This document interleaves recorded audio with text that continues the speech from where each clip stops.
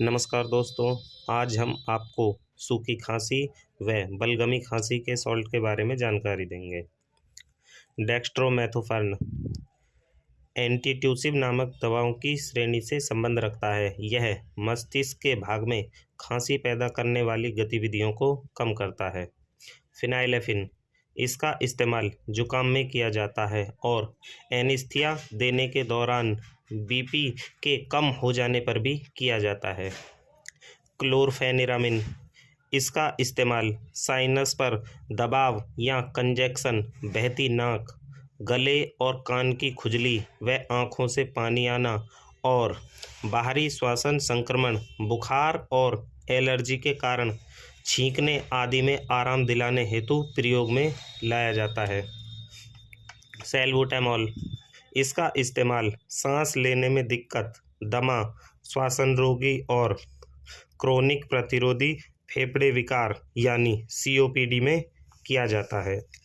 Ambroxol खांसी के रूप में बलगम की सहायता से निष्कासन या म्यूकोलाइटिक बलगम को तरल और ढीला करता है, जो खांसी के माध्यम से शरीर से बाहर आ जाता है।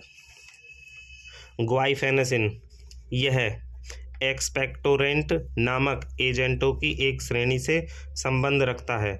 यह वायुमार्गों में जमे म्यूकस को पतला करता है ताकि उसे खांसकर बाहर निकालने में ज़्यादा आसानी हो और वायुमार्ग साफ व सुथरे हो जाएं।